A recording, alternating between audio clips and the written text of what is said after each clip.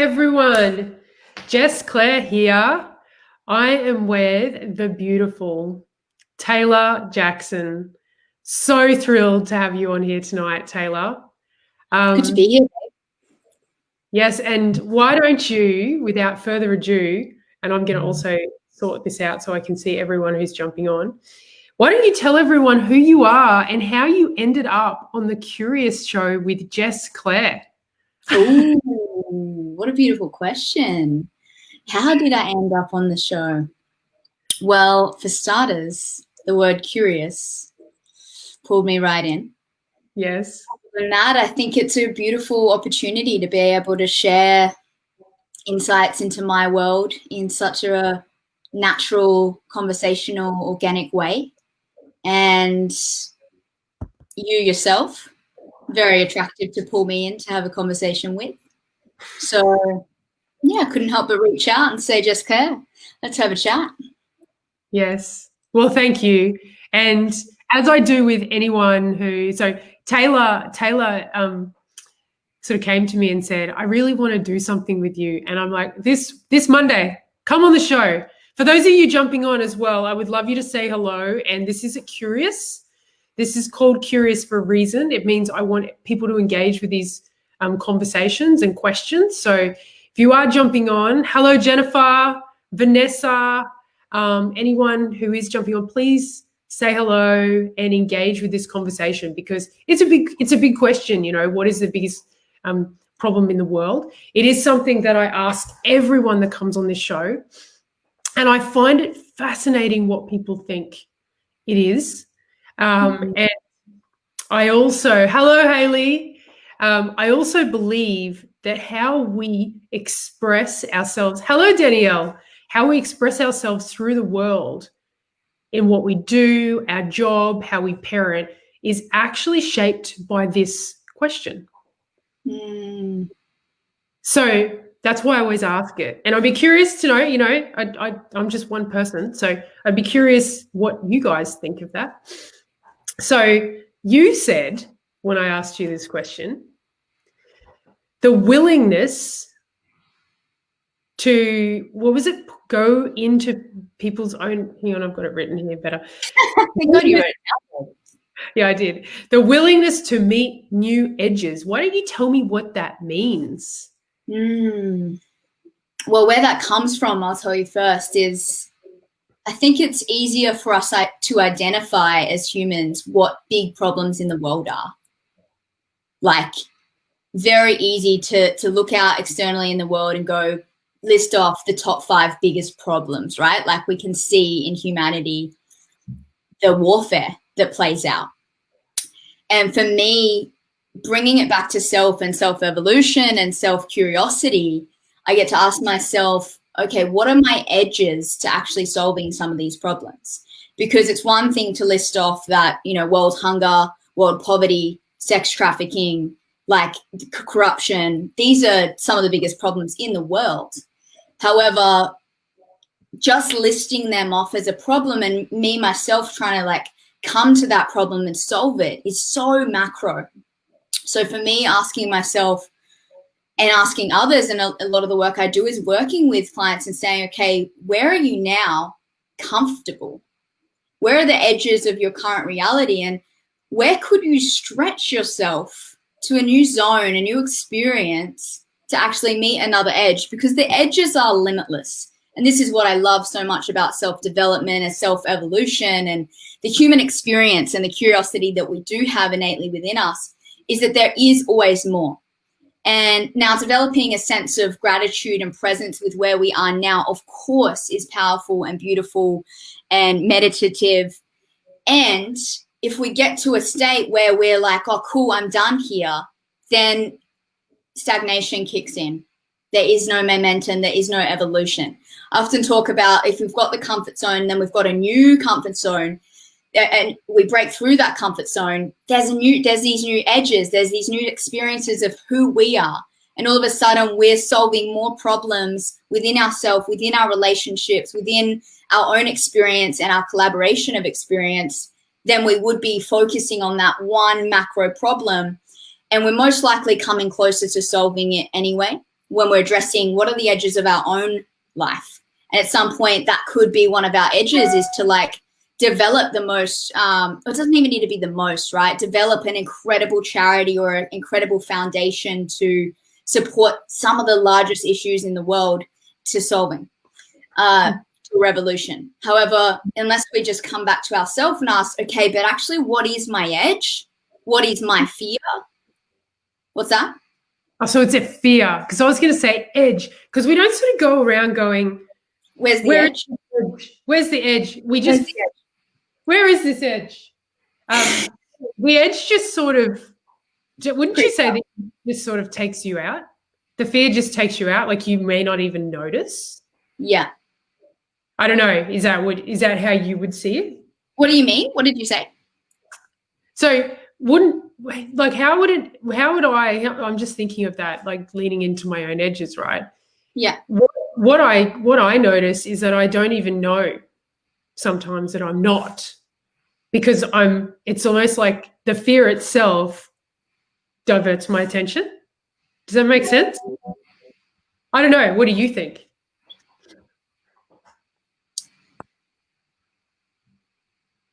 I'd say that the edge itself has so much context into it for me, yeah. So it's for me, it's addressing, fear comes into a new edge for us sometimes. And for me, it's not always fear.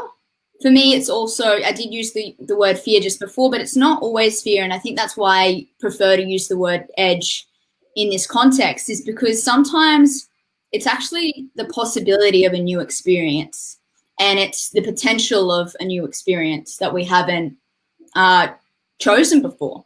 And then there isn't always fear for me in those experiences. It can be unknown, it can be exciting, it can still be,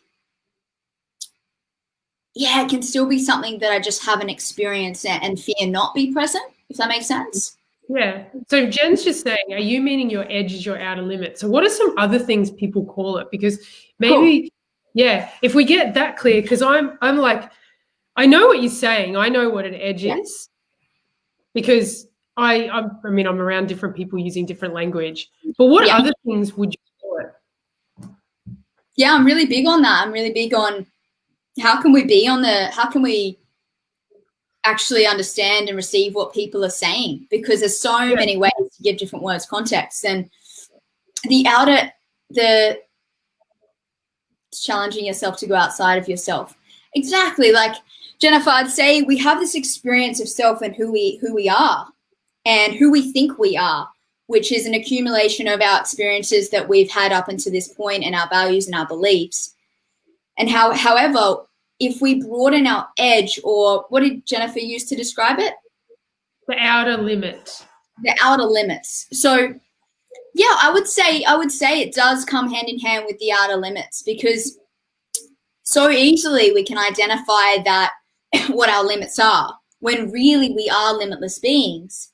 It just takes a new edge or a new outer limit to experience that new version of ourselves. And what I was saying earlier is, it's like sometimes we focus on the biggest problem in the world, which is the largest limit that we can see in our vision, in our reality. And what I witness in people, and I've witnessed in myself, is, okay, but where is my outer limit? And am I even stepping into that again and again and again and again to even get closer to solving the world's biggest problems? Yeah. How would that look like day to day? For me? Yeah, well, yeah, definitely. I mean, people love to see through experience, right? Mm-hmm. So what is you pushing your own edges and you being willing to step into your own edges look like day to day for you? I'd say there's a framework for me. Thanks, Jennifer. Lots of love, sister. I'd say there's a framework for me built around this. And what I mean by that is, I've got another framework that I use to constantly address to create new edges. And that framework is built around boundaries and barriers. And for me, a boundary keeps me safe, genuinely. Like, it protects me, it keeps my relationships really healthy, makes sure that I'm filling my own cup and I'm giving equally, you know, out to the world as well, and to my friends and to my family. So my boundaries really keep me safe and nourished, whereas my barriers, they're there to just be knocked out of the ballpark again and again and again when I address them.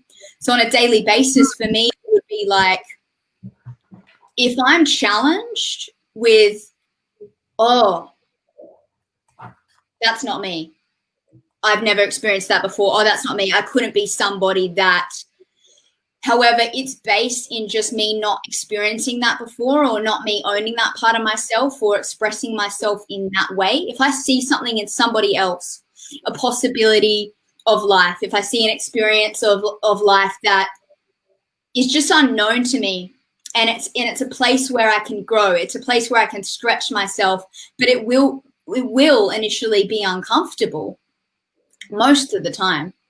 On a daily basis, that looks like me going, what would it look like if I am that type of person that does XYZ, or if I did try that thing out that's new, or if I can share a real really recent experience. And for me, doing lives and going on the internet and sharing more of my message on the internet was an edge. And I was like, oh, you know, there was the subtleties. It wasn't so much that the voice in my head was saying this, but there was the beliefs and the subtleties of, oh, like, I don't need to show up online, and that's not for me. And I'm better in person. I had a bit of a belief for a period of time. I'll address that in a second. I had a belief for a bit of a time, for a period of time of like, oh, I'm better in person, and people won't be able to get like a full experience of who I am just online, so I won't bother. Like, and all these years of accumulating these beliefs of, oh, I want to be somebody that expresses who I am and raw and authentic, and that needs to be done in person. And so I created these limits around myself of like, oh, I don't do lives. And realistically, what was going on is it's just an edge for me. It was a limit for me. My body would initially go into fear, and I'd be like, oh, it's new. I'm stretching myself. Why is this new? Why am I experiencing this? Because in my life, I haven't yet experienced a consistent time frame and safety in my own body of going live and having conversations online with people on the internet.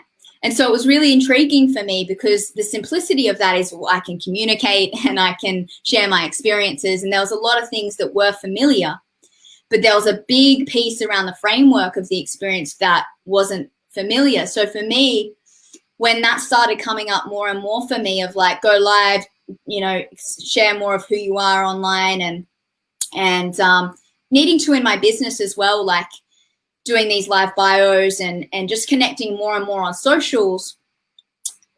Yeah, it's addressing it as like, that's an edge. And so from that point, I'd like to think what I do differently to some people and what could be an opportunity for you, or you may already be doing it in your own life and you can expand that even more. You can have more fun and play and curiosity with this in your life, is when these things come up for you, whatever it is for you, to actually go, oh, I am resisting it. Oh, this is a new edge. This is a new limit. This is something that I haven't experienced before. And what would it actually, like, what if I just kept step by step leaning into this? And by that, I mean, step by step, what if I set myself up for success and did what it took to experience this new version of myself? So I've got some sage mode. Yeah, what would it take to experience this new version of myself? So that's like a very relevant one that's come up for me right now in this moment, and I have been for the last 3 weeks, is addressing this edge, this thing, this perceived limit that I've identified with, like, I don't need to do, actually inspiring myself to be able to say, well, what if I broke over this limit and this uncomfortability? Yeah. And look, I have to address this because, you know, I did say I was going to. Again, for those of you that are jumping on, please do say hello. My phone's not working, so I can't actually see who is jumping on and who's not. So I'd really prefer that you just say hello and engage with this, because it's what I like. Why isn't it working? Anyway, but I'm going to address this part. Tayla, Yo. you're 23 years old. Mm. No, you're 23 years old. You've, like, I read your bio when you sent it to me, and I was like, wow, you've gone into 11 different industries. You've been through a series of abusive situations, and you've come out on, like, how would I put it? Like, I said leadership coach, right? I said retreat facilitator, because I was struggling to find the words to really describe what it is for someone to go, this stuff's happening in my life. I'm going to lean into it. I'm going to find the growth opportunity in this, and I'm going to have me come out a bigger and brighter human being. You know, how does one just develop that sort of capacity like that? Hello, Kylie. Hello, Kylie. How does one? How does one? Same words ringing in my head. Jess, I'd say that I felt like in my experience of life, so young, was being faced with big crossroads, big crossroads, so young. And I think I told you I'd have this moment where I'd ponder. Do ponder. I mean, for anyone that is listening, we're discussing, we're discussing willingness to look into your edges, as in feeling afraid, feeling scared, or someone says something and you kind of pretend that you're not triggered and you make an excuse to kind of walk away and not deal with it. Whatever you want to call it, there's some way in which you feel like what Tayla describes as having, like, being on the edge of something. And what I just asked Tayla was, because of all of her experience, and she's 23. I mean, usually I don't want to call out age, but age in people's minds, I should talk for myself. Age in my mind, I was like, if I had only had access to this kind of awareness when I was 10 years younger, because I only discovered this kind of awareness at 33. I mean, how do you just suddenly wake up one day and go, I'm going to start to lean into all my edges? People go, I'm going to go get drunk and sleep with a few people. That's what people do at 23. I tried that. It was miserable. I think my saving grace has been an obsession for learning. And so young, I was faced with like these triggers and these challenges. Everywhere I looked around me, it wasn't familiar for other people at the time. You know, I was quite young and I was really battling off with the reason to live. I was really like, why am I here? And from my experience of like an undeveloped and developing mind, like I'd say like 15 was the start of me asking more specifically. I feel like since I was a little child, I was always super curious. And but from 15, I really started asking, what's going on here? Like, why am I here? What is it to be human? And what am I here to do? And why do I live a lifetime and then it ends? Like, what is the meaning of this life? And people around me were getting drunk. And I think for me, it's not that I wasn't doing that. I got drunk. I shared it in my bio. I've been through the ropes of addiction, abusive relationships, working 2 or 3 jobs, really in a hustling mindset. And my motive and my drive was to feel free, because the education system and growing up, there wasn't many places that I felt like I was actually truly free. And I craved to be connected to the land.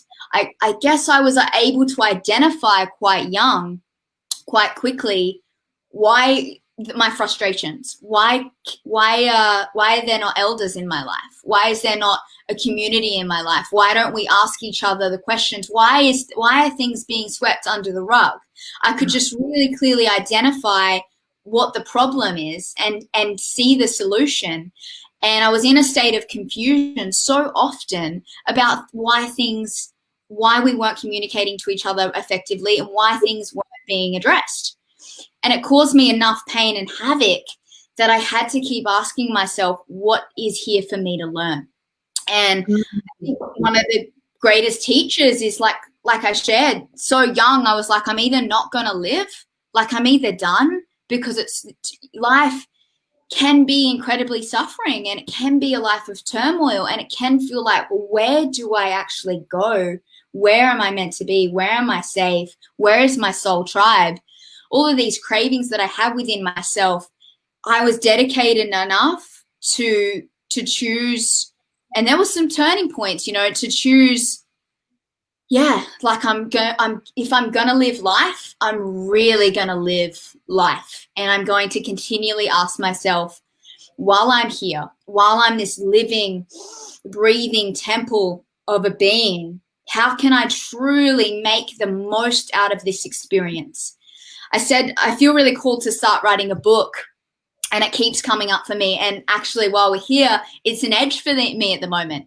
And we become ready when we say, I'm ready. Like, not all the pieces fall into place, but the journey starts. And it's so, for me, about the journey, not the destination. And I feel to write this book. And the other day I was like, where do I even begin? Where do I even start?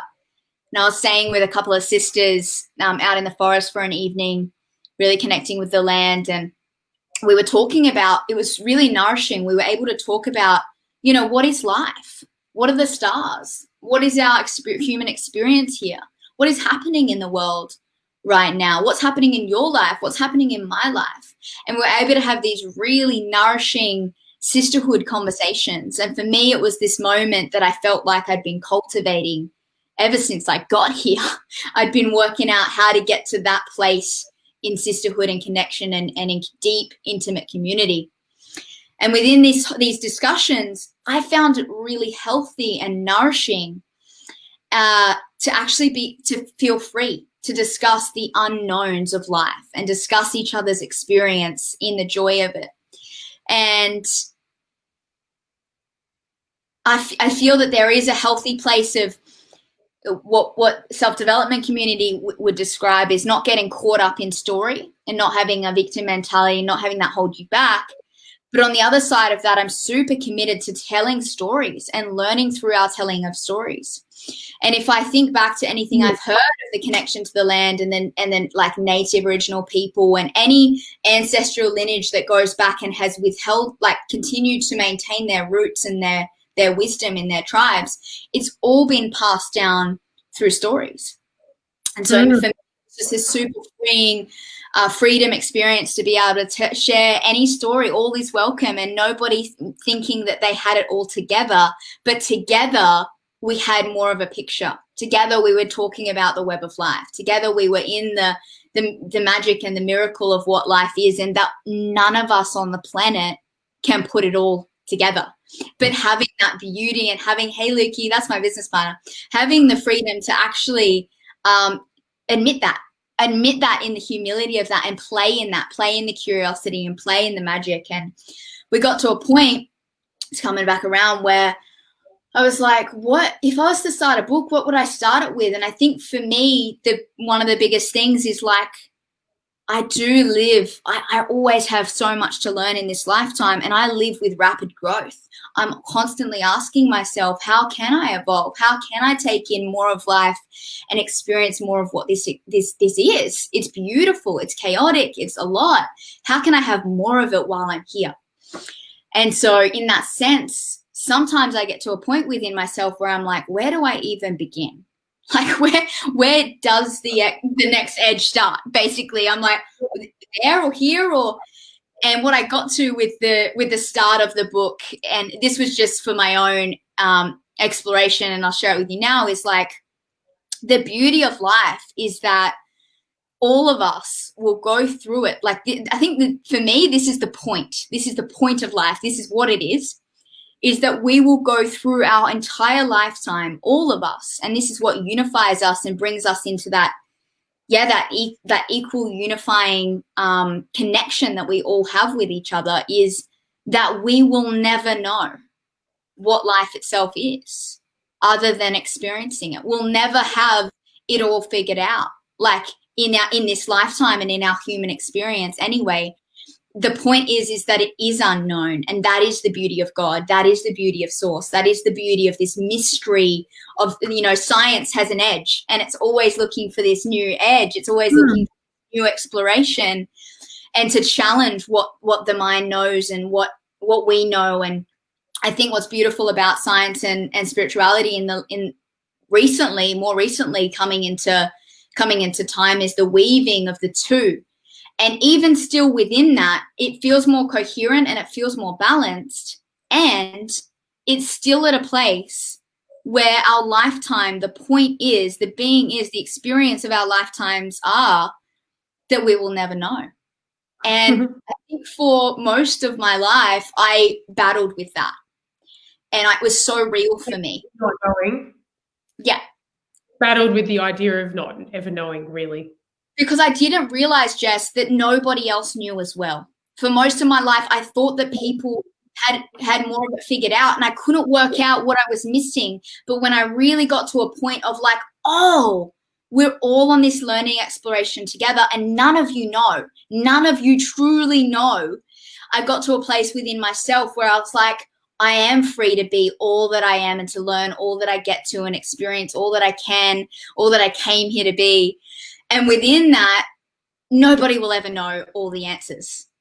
Like a smidge, and the freeing beauty that comes with that, knowing that we will never know, is there's so much permission, there's so much play in that alone. Absolutely. It makes me, you're making me want to talk, like, go all nerdy now. Quantum physics. Quantum physics, baby. Quantum physics. I love quantum physics, right? Because one of the experiments that they did was, I don't know if it's one or the other, but there was two. There was two experiments. One was called the slit experiment, and I can't remember what the other one was, but effectively the slit experiment was where they fired this photon, and there was two slits, and they fired one photon. And what they found is that it went through both, right? And so this one photon went through both. And what they found about quantum physics, or any matter. I think you get to find a much better way of explaining that. That wasn't easy to hear? It would, no. Okay, so there's one photon. Yep. Right? And there's two slits. Mm-hmm. They fired the photon to see which slit it would go through. Mm-hmm. And what they found at a quantum level is that it went through both. One went through both. So what they basically determined is that at a quantum level, life is not happening in a linear fashion. Life is happening in what's possible. So the possibility of that photon was that it could go through two. And the intention, right? Yeah, and so it went through two, and the outcome and what actually happens is based on who's observing. So a conscious mind has to observe life for life to become known with an outcome.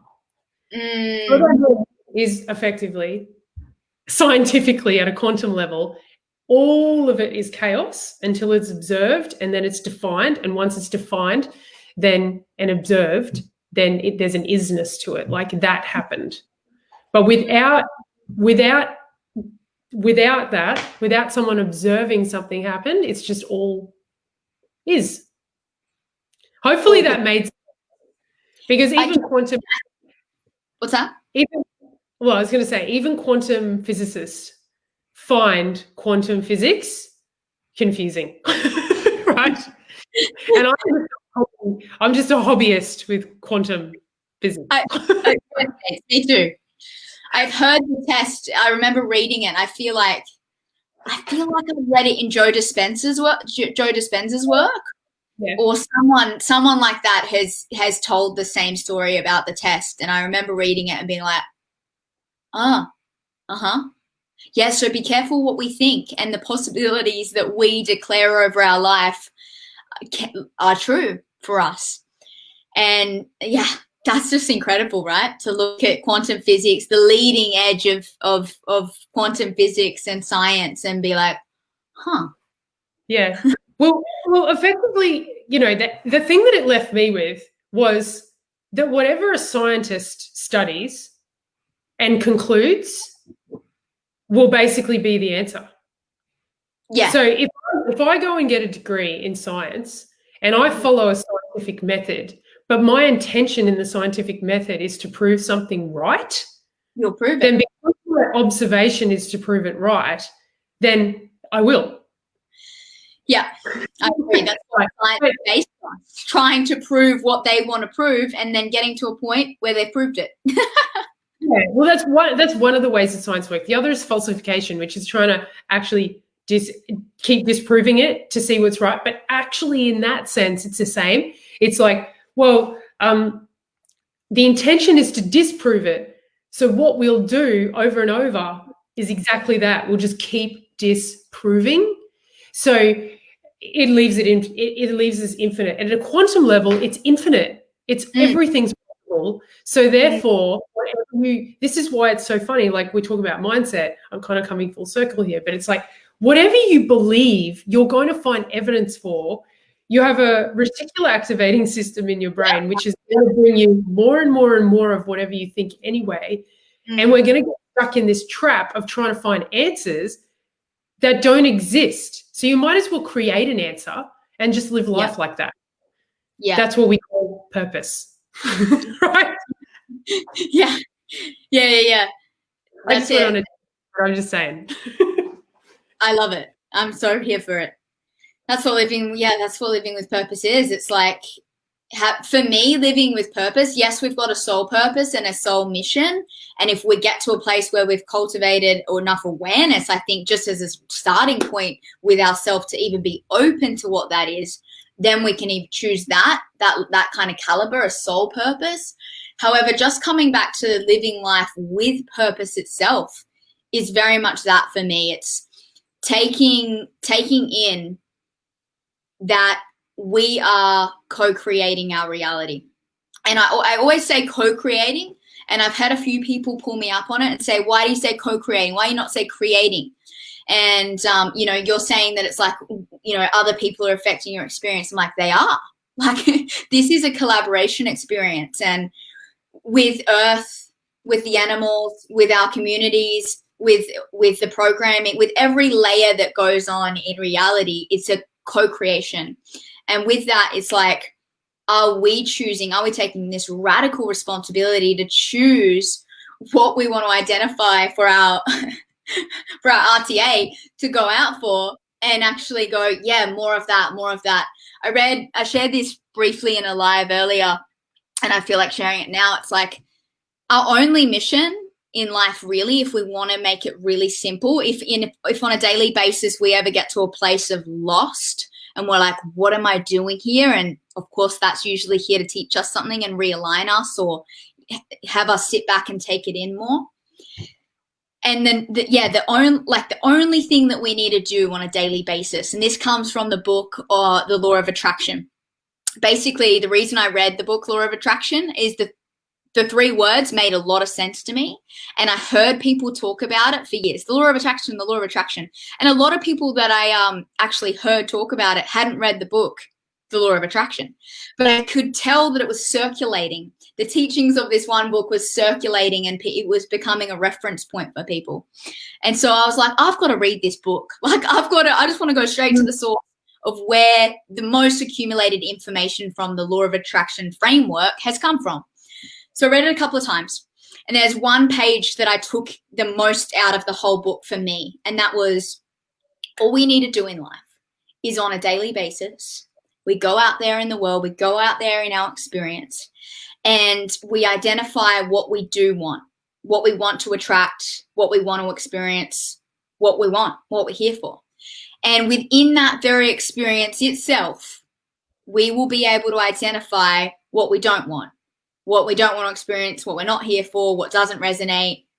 And within that experience, we need to be really present with if our energy is going towards, if our energy in its motion is going towards what we do want, or if it's going to what we don't want. What I found is in discovering that in myself, there was years of conditioning in my life and years of familiarity with what I don't want. There was years of like holding on to what I don't want and not realizing, not even being aware that my energy was still going towards what I don't want. And I just hearing the law of attraction and just being aware of it before I read the book, I was like, yeah, sure enough, you know, it's easy to identify what I want, but I didn't understand the framework of when I equally identify with what I don't want. If I put it this way, if this is what I do want, and then in the next breath, I'm like, this is what I don't want, they just counteract each other and the energy is just transmuted. Like it's not momentum. There's no momentum. And so if this is what I do want, usually, well, I don't want to say usually, let's create something new. I had a lot of my experience of life where I didn't realize until I did, obviously, I didn't realize that what I did want was here and what I didn't want would be like more energy, more energetic. I'd be more, more fueled by what I didn't want. I'd be louder about what I didn't want because I so didn't want it. So I'd be like, oh, that's what I want, and I'm worthy of that. That's the life I'm creating. That feels good. I'm going to go attract more of that in my life. You know, whatever way the conversation worked in my brain, could be anything, but that was the path I was following. Yeah, that's what I want. But anything that came up when I didn't want it, I was like, oh, no. Like alarm bells, don't want that, don't want that, don't want that. And it was actually a more heightened sense of energy. I was fueling the things I didn't want. And so, of course, in that sense, our subconscious mind and our reticular activating system, it starts our rasya. Then it's like, oh, it doesn't identify with it being different or what we do want or what we don't want. It just identifies with the thing that it is. And then we are therefore attracting more of that. So reading this book, it's like, cool, identify what you don't want. And then from there, put all your energy back into the thing that you do want and keep believing in that and keep co-creating those experiences and being familiar with what that feels like. I feel like for people, that is just such a simple, like I say simple, but it's such a simple reference point to remember and to come back to on a daily basis when we're like, wait a minute, and just check ourselves. Like, wait a minute, am I focusing what I don't want here? How can I ask myself again, what do I want? And then focus on that and then let go and surrender to life actually meeting us with what we want to experience while we're here. Yeah. Oh, there's a couple of things I want to say about this, because the first thing was I love Abraham Hicks was one of the that was the random where I came across the Think and Grow Rich book, was because I randomly came across Abraham Hicks and listened to the Law of Attraction, and I now have a book as well. But what I found interesting is that she said, like you just said, the energy. So once you have an emotion towards something, like you said, what you don't want, and there's that kind of like, it's quite an intense energy when you're like, no, it shouldn't be like this, right? You see it on Facebook. I express it sometimes on Facebook where it's like, the government should not be doing what it's doing. That group should not be doing what it's doing. Like, shouldn't be that way, right? It's like, no, I don't want that. But it comes with that real intense energy towards it. And what was I going to say? Now I've even forgotten. Can I share something? Sure, go for it. I think the power in this as well is to remember to not avoid what is the truth, to not avoid what is going on, to not avoid what we do see and doesn't feel coherent in our body and what we want to experience more of, to identify that and to share that with the world and to share that with our expression rather than suppressing it. A big one is being able to say, okay, I'm going to speak to this. I'm going to share this. I'm going to express how I feel about this. However, not from a place of fear, but from a place of love and from a place of seeing the solution, from a place of being like, this is the problem and here's a solution, or this is the problem, from a really like balanced place, not from that like force reactive place, but from a like, hey, let's look at this. Like, let's look at this problem. Yeah, it's here. Let's talk about it. And while we're talking about it, let's transmute our focus now into what is the solution? What's the thing that I can do in this moment? What's the thing that I can do on a daily basis that can contribute? And I think for me, anyway, it's that full circle process of like, let me express my frustration. Let me feel all my emotions of the things that I don't want. And then channel, then put my energy straight back into what do I want and what is the solution and what would love do in this moment. That complete cycle, not because I've heard this before, and that's where this comes from in me. I've heard people say, you know, let's not talk about the problems. Let's not talk about the pain because we don't want our energy to go there. And for me, what I've observed as words to identify that is spiritual bypass of like, no, we get to be real with what's going on here. And then we get to create a solution moving forward. But until we talk about the shit under the rug, oops, I don't know if I'm meant to swear on here. Until we talk about what's under the rug, like how can we possibly keep moving forward into like, let's talk about love and light, or let's talk, you know what I mean? Let's talk about all of it. Like I'm definitely here to attract what we want, identify what we don't want, and also when there is things that we don't want, to bring that up so that we can then re-identify with what would actually support humanity more. Well, that's what you'd call, you know, willingness to go into the edge, wouldn't it? Like they're edges. Yeah. They are edges. And also one thing I definitely remember from the law of attraction was that when you gather momentum in what you don't want, you can't just turn it around. Mm-hmm. It's like you actually now have gathered so much momentum in one direction. You can't just turn the train backwards straight away. You've actually got to slowly stop it and then start to turn around. You know, and so what I can hear that you've practiced, because you're making this sound quite easy, right? Which I'm not saying. Over time, when you do practice it, it does become easy. Yeah. Right? It becomes quite easy. Last night, I went to an event, and the guy there said the goal is not to feel better. The goal is to feel more. And I really like that, because it is like, we don't need to positivity away everything. We don't need to feel crap and then go, oh, we shouldn't feel crap. Law of attraction says I need to focus on what I want. And so therefore I need to just like ignore what's happening. It's you feel it. What I can hear you're saying is you press into the edge of that. What's going on there? You are feeling that. It's an indicator of something. Allow that to somehow move. Have a look at it, and then then it sort of naturally turns itself around anyway. Is that what you're saying? Yeah, I really like that. And I think, yeah, just like you shared there, it's about pressing into if anything does come up that's like, oh, I don't want that, but it's fueled from a place of us wanting to solve it. It's fueled from a place of us wanting to support and to help, you know, the chaos or the problem that's going on, and knowing that we can contribute, feeling that we can contribute in some way.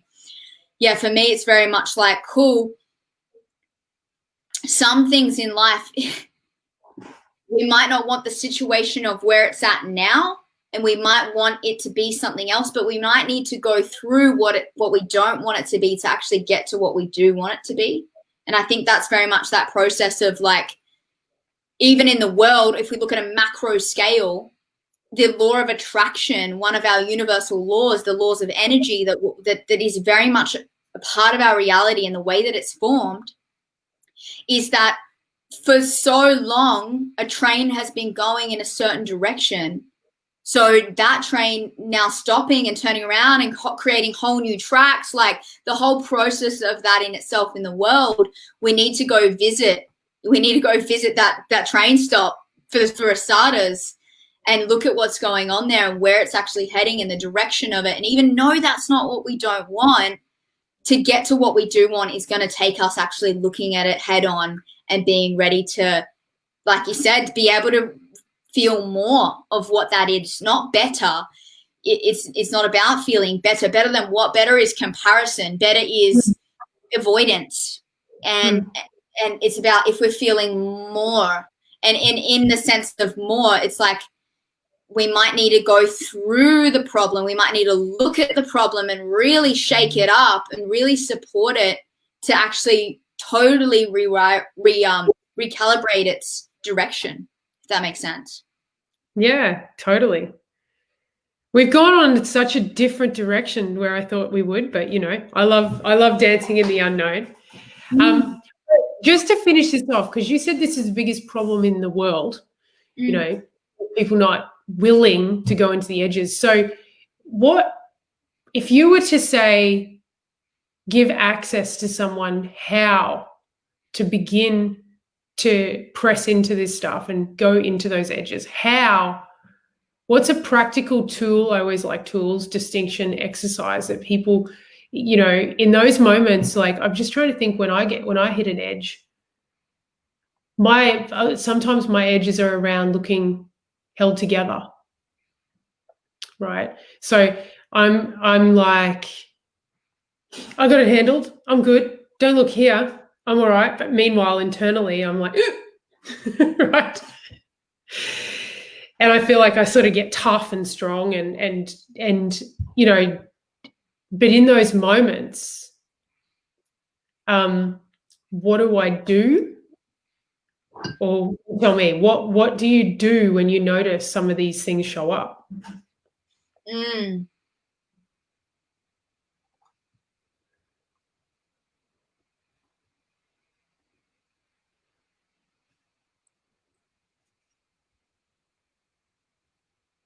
You're writing something out right now.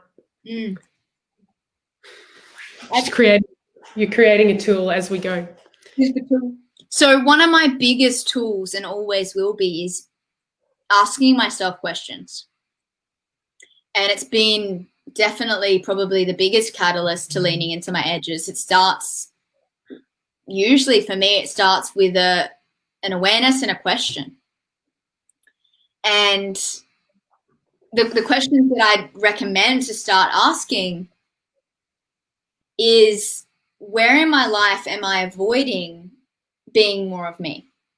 So for me to address my edges, it's very much me going, where in my life am I avoiding being more of myself, being more of what I could be?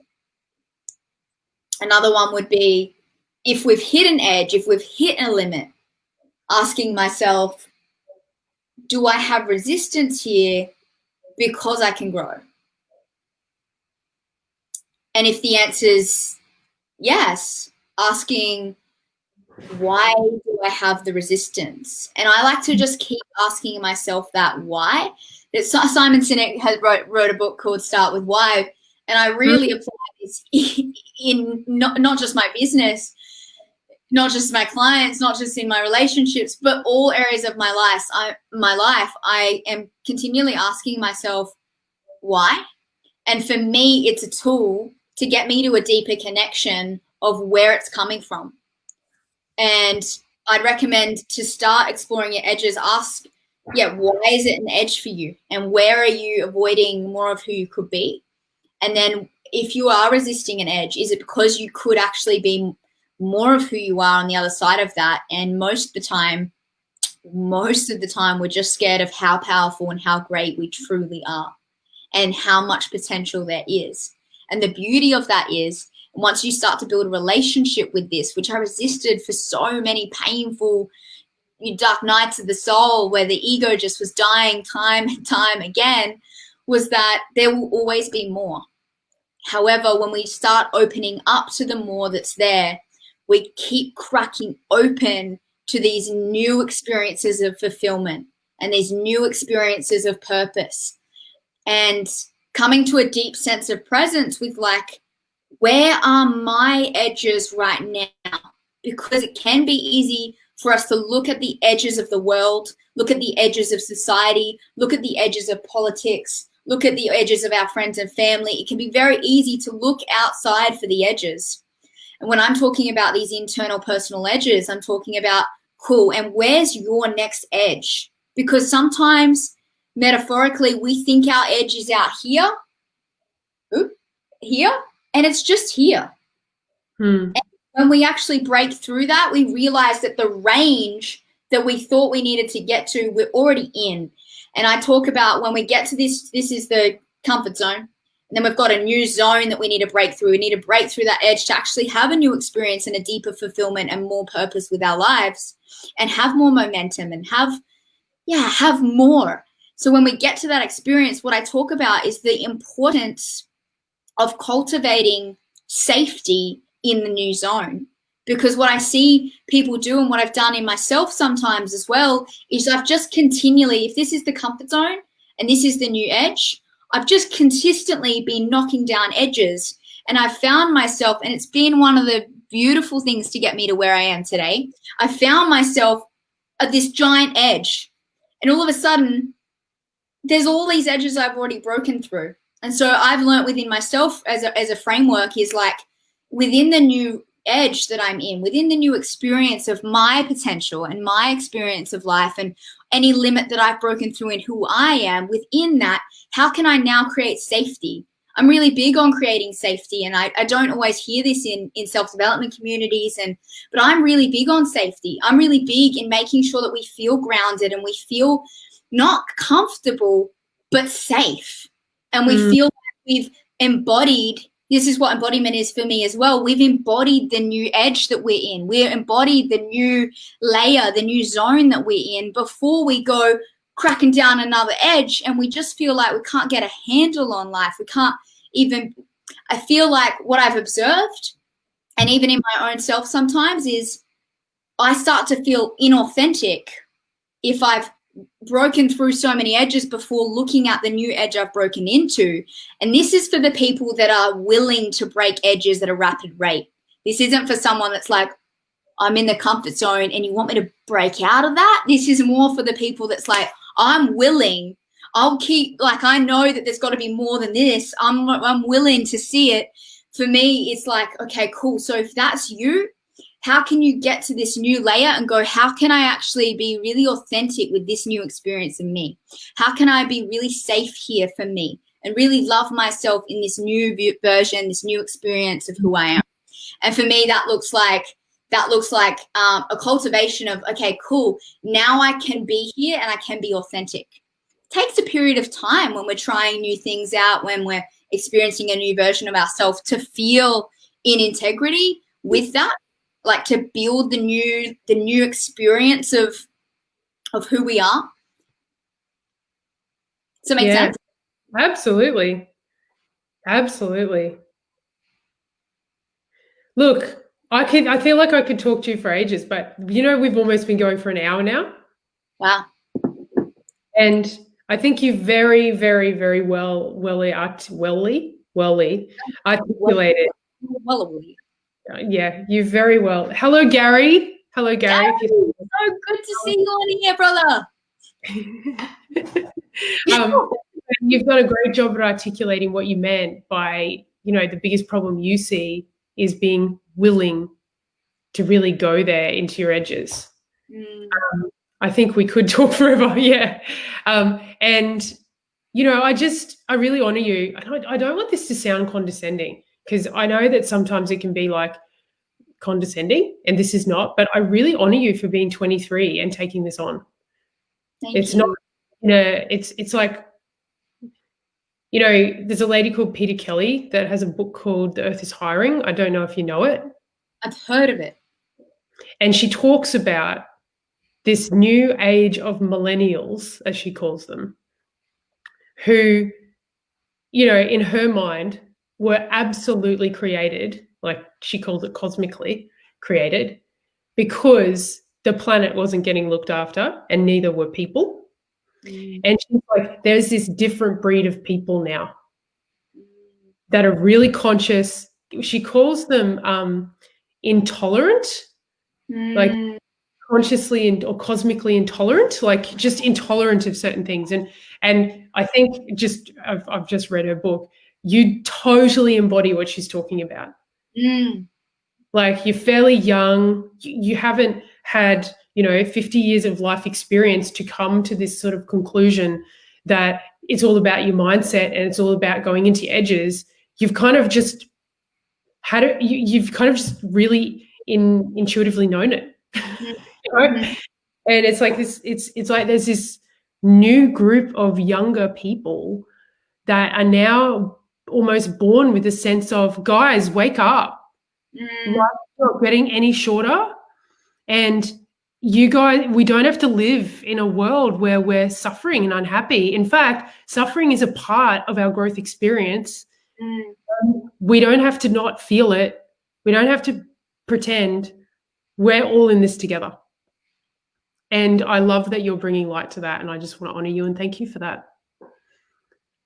Thank you, Jess. It's been a journey and it continues to be. I feel that resonates completely with me, and it feels as if I had somebody ask me recently, when did you wake up? When was your, awakening journey? And for me, it's been, I feel like my mission and my experience of life is I've always been awake.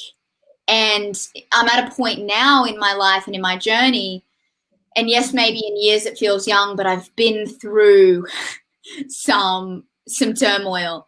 And it feels like I'm at a point now where I've created enough space for me to be awake and to share what we really can be in this lifetime. And it's really beautiful to be able to be reflected that, because for most of like growing up and being someone that felt like I comprehended some of what needs to be for humanity, but I was constantly met with the backlash of that not being okay and that not being what needs to be here. So I feel like I've got to a place now where it's like I've just continually kept saying yes to that version of me that's like, I'm committed to this life, and I'm committed to loving and to being awake to the experience that we each can have. And now it's like, it's really beautiful to be reflected that I'm at this stage, because there was a lot of times there where I was like, I didn't feel like anybody got it, but we do. I think it's a testament to your nature that, you're watching all the stuff happen around you and you're like, why are people doing this? But I guess, in a sense, I don't know that I believe in this whole being asleep and waking up thing. Yeah. At some point, we don't go to sleep. At some point, we get convinced into something. Mm-hmm. It sounds like you solidly never got convinced into that. I heard the same thing that you were sharing about the book. What's it called? Rising. The Earth is Hiring. The Earth is Hiring. Yeah, it sounds similar. I've heard something else around. There's a new consciousness, or there's a new hey, beautiful Jamie Lee. There's a new experience of humans coming through, and this is always happening in time, in different eras of people that come to Earth, and they're not as easily controlled or manipulated. They just cannot. What was the word you used in the book that really resonated with me about cosmic intolerance? Intolerance. I felt that so young. I'm like, I'm intolerant of so much that's going on here, and no matter what system I got thrown into or what came at me, it was just innate, unwavering. It felt like that, babe. But for a long time, it felt like I was in the war of it. And that was just teaching me so much. And now it feels like I'm able to be here and show up and actually share from that place, but also to say here's how it can be. Yeah. It wasn't cosmic. It was divine intolerance. I love it. It was this divine intolerance. So it just came with this real loving presence, but absolutely not willing Yeah. to be brought into any of this conditioned BS. Yeah. Yeah, and I think that more and more people are coming back to or remembering that that's who they are. That's what it is, a remembrance. I don't think I don't like this whole waking up thing. Like, oh, we suddenly. I love that. I've heard a lot. I get confused when people ask me, like, when did you wake up? When was your spiritual awakening? And I'm like, or when somebody says, actually, you've tried this out, which is fun, JESS CLAIR, is I'm not like, the spiritual people. And for me, that was such a bizarre concept. I'm like, we've all got a spirit. Like, what do you mean there's spiritual people and not spiritual people? It's like all these concepts that are thrown out. And yeah, I feel like beautiful, more people coming to a place more consistently and rapidly now as well, especially with what this year has brought us with, like, that we're all here to deeply connect with our spirit and our soul and to come from that place. And I feel like more permission is being birthed this year than ever in that space. Absolutely. And the reason I don't like the term, waking up or, because the other day I just shared something about myself, and it was, really profound kind of connection that I had when I did the shamanic retreat. I didn't, and they were like, oh, welcome to the Great Awakening. And I went, I have moments like that every week, right? It's not, I don't suddenly wake up. It's not a one-time thing. This is a constant process of growth, of unlayering. Oh, I've got another layer, I thought, of my identity like it was real. And then I take that off and I'm like, that's not real. Like you just said, the spiritual thing, right? Where I jokingly came out as woo-woo the other day. And Jess is the most spiritual person I know. See, I came out as woo-woo because I had just not told anyone about my experience that I was actually experiencing. But I wasn't waking up. I had the confidence to share it. I got rid of the fear of being rejected because I had this kind of spiritual experience. So that's not, I wasn't asleep. And I do wonder whether the whole planet is not asleep. There's these different barriers to actually expressing what they're really experiencing because of fear, which I can hear is what you're saying. Push into those edges. Yeah. I'd love to share, like, for me, the pain of that box of awakening is that it is boxed, and it's making a claim that, like you said, the rest of the world is sleeping, and then we get to this point of like, we're awake now. Whereas it's not tangible for people that don't feel like they've had this awakening experience are sitting there going, and this is where the pain comes from in me, right? Is growing up, I'm like, people must know more than me. Like, how do people not, how does everybody not communicate that we don't know anything? Like, and it's that same thing of like, well, this is the awakening, and oh, you've had an awakening experience, Jess, welcome. And it's like, this happens to humanity, to each of us on a weekly basis if we choose to be open to that experience. It's not separate from being asleep to being awake. And I understand that people are just trying to communicate and add context to their experience. However, it then creates these themes that can be really separating for us to work out whether we're in the community or not, whether we get it or not, whether it's like completely like we're in some box that we're not fitting in or not. Yeah, absolutely. One person said a term to me, and I like to think about it all the time. It's yesterday's transformation is tomorrow's ego trip. The thing that had you really connect with who you really were is then the thing that you use to be superior over others. And it's like actually coming and, having the courage to share something powerfully and seeing something about yourself in one moment is not something then to use like, I'm better than you because I did that. Yeah.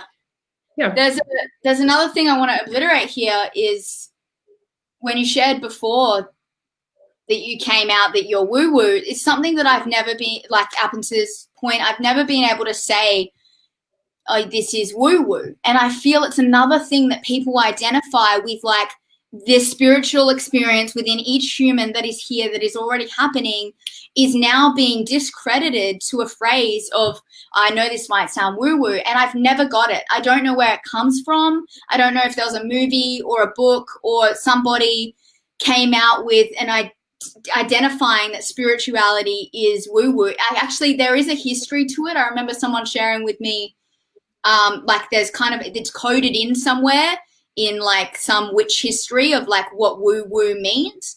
But for me, I've always heard people really connected, people that have cultivated intuition and people that have really connected their, deepened their relationship with spirituality, and they've gone through that process. And then when they share these golden nuggets, when they share this beauty with the world, and when they express themselves, making a disclaimer of, oh, this might be woo-woo.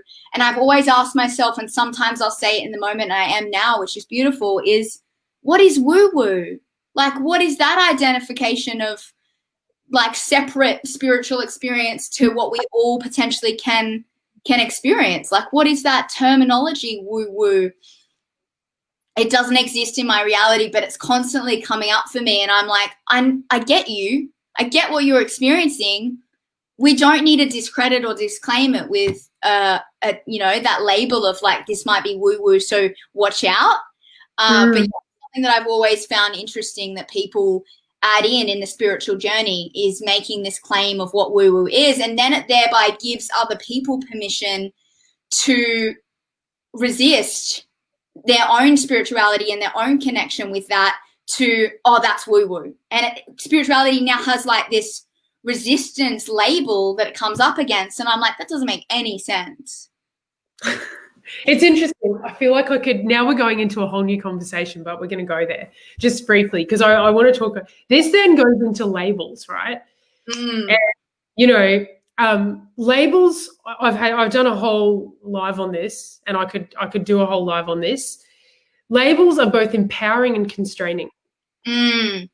Because you can own a label, or you can have a label own you. So both are a context which work or don't work for people. So it's like the label of being a lesbian, right? There was a point in which I didn't want to tell people I was. That's why I called it the coming out of, right? There was this point in which I was like, I don't like the label. I wish we didn't have labels. Can't I just be? Why do I have to have a name for who I want to, who I want to, who I'm in love with? I hate this. And then at some point, I was like, it's actually an empowering label for me. I don't know why. It just seems sacred to my identity now. I'm not queer. I'm not gay. I'm not whatever the other ones are. I'm not. There are a whole bunch of them. Everyone has a different way to identify. I actually feel like I'm a lesbian. Like, yeah. And, do I make out with men every now and then? I do. I just don't do it in front of women because I don't want to ruin my reputation, right? So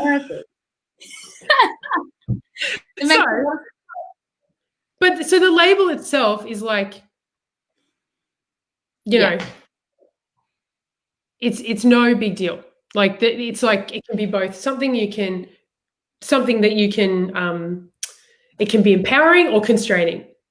So it was the same for me with woo-woo.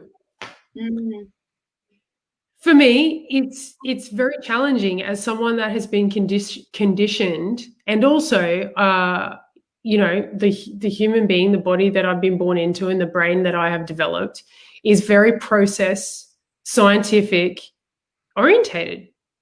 It's very intellectual. It's very science-based. It's very practical, logical. I'm a number 4 in my numerology.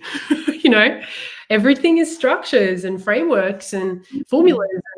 And so the idea of coming out and telling people that I sometimes communicate to an 80-foot Archangel Michael that I can't really see, but I can feel, and it's real for me, and it may not be real for anyone else. And it may not actually even be real, but the thought of it feels good, so I'm going with it. And that's what spirituality could be for some people. There may be absolutely no reality to any of it in terms of it being actually real. Like there's no answers, right? But so what? It feels good to think about it. It's a context that's empowering. It makes me feel like this big human being as big as the universe. So why wouldn't we want to have feelings and thoughts, and why wouldn't we want to share the experiences that build us up to that kind of level of bigness? You know, so that's where that was really challenging for me to somehow put language to and express. Yeah, that makes a lot of sense, especially coming from your own experience of potentially what you've previously identified as woo-woo, and then having a bit of a death within yourself, and a reprogramming within yourself of, wait, I'm experiencing the thing that I previously would have identified as woo-woo. So now I need to bring that to the context of, it might sound like this, and it felt really real for me, and like, hear me out. And I just wanted to share this with you, and it could or couldn't resonate. For me, and obviously we're all one of a kind. When I'm listening to your story, and I've actually heard this story beautifully, the whole context of it with JESS CLAIR for a beautiful hour discussion. When you're sharing that story with me, I'm so present with your context and you sharing the story itself. When you actually say, well, I know this might be woo-woo, you back out for a second and then you come back in, I actually go, oh, like, is it not what it is? Because I'm so present with the experience of what you are experiencing, and it not being what's, like, I had to learn what woo-woo is. Like, I didn't get it, right? I had to learn, like, what this woo-woo word is. And so for me, it's like, just by setting up the context of, this is the experience I had, and it's unlike any experience I've had before. And usually I think, wow, is this even possible? And if somebody shared this story with me, I might be thinking, I don't know if that's it. I don't know what that even feels like. And when you're sharing it, however, this is what it felt like, this is what it looked like, and this is what it is for me. And me hearing you in that without the context of, it might sound woo-woo, like a bit of a disclaimer, I'm like so already there. And then when the disclaimer comes in, I'm looking for, like, what does she mean by it might be woo-woo? Where's that context coming from? Which is just interesting in my experience, right? Like, I've heard it come up in people, and when it does, I'm like, what do you mean? I think it sounds like whatever you're sharing it to be, not the context of what woo-woo means to the world. No, it's actually a really good point, because it is the same problem with labels. Is that it's funny you say that, because one of my friends went, you know, she had to learn that too, because she went, it's not, there's no label for her. This is the life that I live. Like, and so when someone puts a label on a life that's so just there for you, it's like you said, it's like, huh? What? Have I missed something? Yeah. Right?